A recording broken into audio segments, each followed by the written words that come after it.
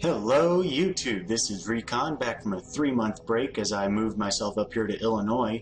I'm in the Champaign area now, and this game is in Saltfork Paintball. It's in St. Joseph, right next to Champaign, Illinois. I gotta say, the guys at this field did an excellent job setting up different scenarios, reffing the games, and doing different things. The first game of the day was a multi-team setup where we split up into multiple teams of 2 players. And it really did a lot for communication among the different players. It made the rest of the games throughout the day so much better because guys knew how to talk to each other, and there's a lot of good communication because of that. What's going on here is actually the second game of the day. It's a territory capture. There's a big fort in the middle of the field, sandwiched between 2 somewhat smaller ones. And the field's kind of L-shaped. And the way this fort is set up is there's a long wall facing one arm of the L, and there's a short wall facing the arm that my team's currently attacking from. And our goal at this point is to kind of pin down this left-hand side, which is right in the corner, the inside corner of the L, and essentially keep guys from getting around and being able to shoot our guys in the fort inside. And what I've done is I've crawled under some thick brush here, and there's a nice opening that lets me see some guys hiding behind bunkers where their pod packs are hanging out behind the bunker. It gives me some nice shots at their sides if they're not careful. And I'll just let this play through and you can see how it works for me.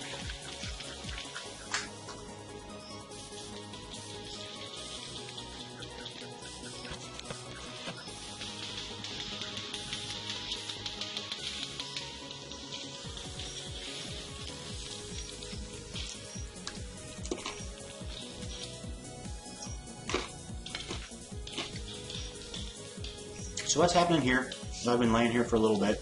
I haven't had a lot of good shots, but I see a guy up this path. And I roll onto my side so I can get my gun up and get a bead on him.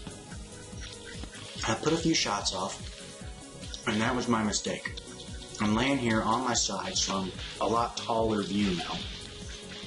And I don't move after I take my shots. And I'm laying right in this big hole, so I'm pretty easily seen. And I thought I was in cover, but you know, the thing with camouflage and stuff is you got to have a little bit of cover in front of you. It helps break up your form, and I really blew that on this. And you'll see me here. I throw my hand up in the air when I get hit, and you'll hear me get hit a couple more times.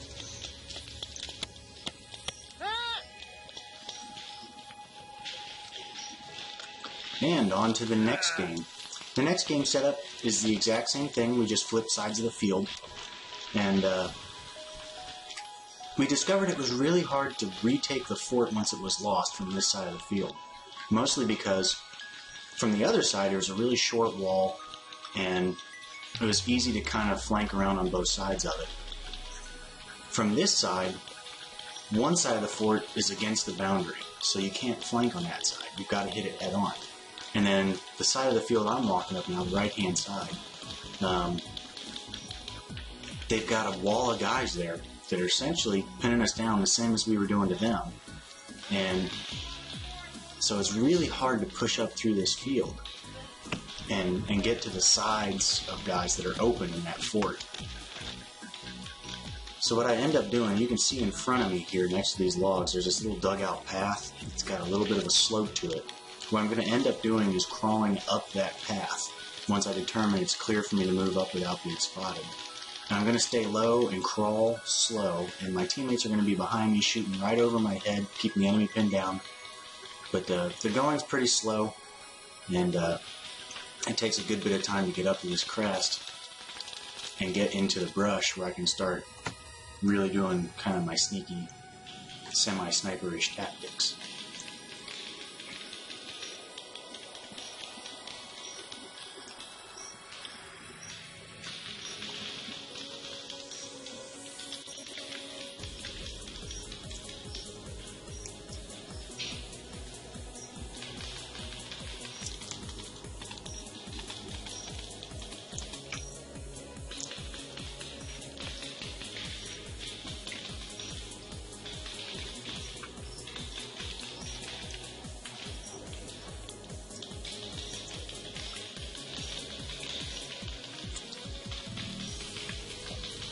So I'm signaling to my team here that I'm going to crawl up this path, and I want some people to come up behind me and take my spot to cover me. And since it's going slow, we're going to hyperspeed this.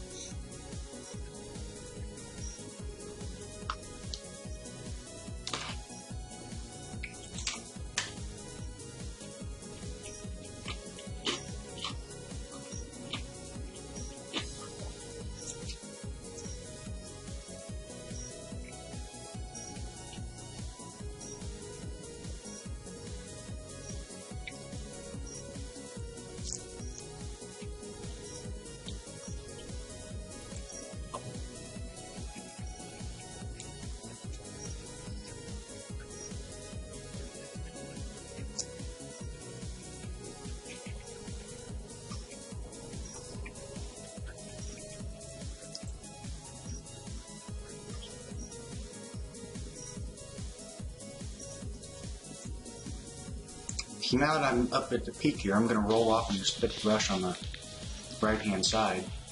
It'll let me kind of look ahead on the path and see what's ahead of me without really exposing myself. I got to give credit to this paint we were using this day, this GI Sports paint.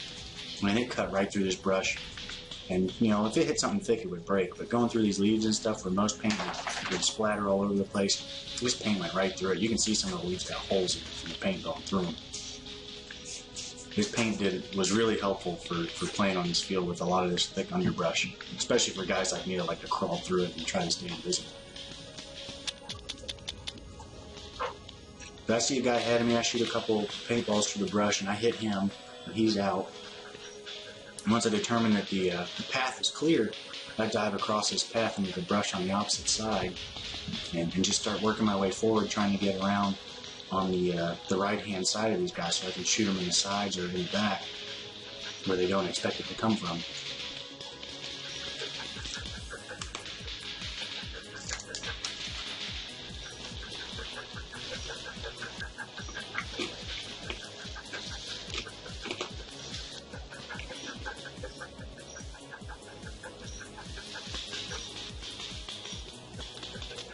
Now the downside to my strategy is my teammates are shooting right over the top of my head. I mean, the paint's whizzing by so close, and you can hear it cutting through the air. Make this nice whistling, zipping sound.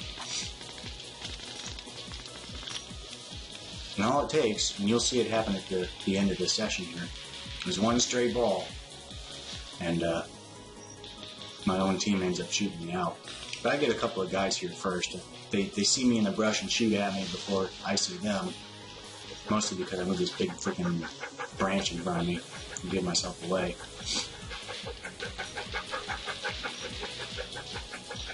But my paint cut through the brush better than theirs did. And I ended up hitting one of them and chasing the other one back a little bit. Plus I had the guys behind me shooting into it, which was another big help. Once again, the team building game we did the very first of this day really helped a lot through the rest of the sessions with teamwork and communication and people understanding how their teammates were working.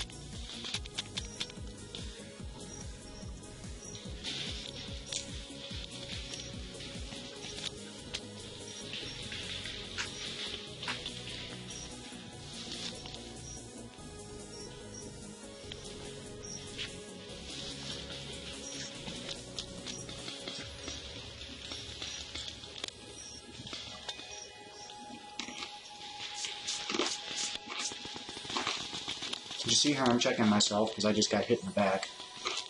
The first one bounced, then I took one in the shoulder and that took me out. So I'm trying to get up here, waiting for the paint to stop zipping over my head. When I go back to the respawn point, when I jump back in it, I come up to about the same spot I was at the start of that session. And there's this guy here who tells me he's got a plan.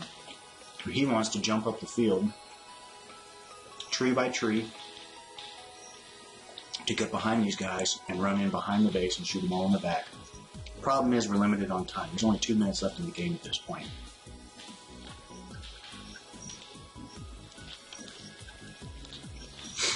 But here again, that team communication that we worked on in the first session shines through right here, where me and this guy just really communicate with each other, jump up the field, know what each other are doing. And what we're doing is this technique called shadow walking, where you kind of walk behind something that obstructs the enemy's view of you. It's a very key thing in paintball. A lot of the pro guys use this tactic. Essentially, you're walking in the shadow of the tree, so that you're hidden from anyone who's trying to see you by that bunker. You make yourself a lot smaller target or completely invisible. 1 minute, let's go!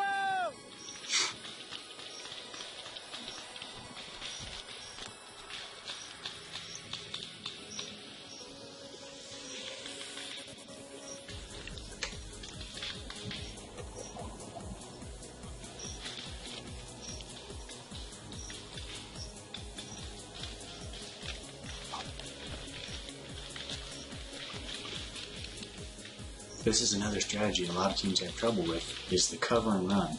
One guy covers and shoots while it gives the other guy cover so that he can run safely. The other team keeps their heads down. And we're going to do it here. He's going to take off over this brush and cut out one side while I'm shooting at these guys. And then, while they're looking at him running, I jump over and I take off running. And the guy you just saw cutting over, I don't know what he was doing, but he says he's out, so we keep going. And there's the buzzer. But that's it for this one. There's more to come. There's a few more games, so I'll see you next time.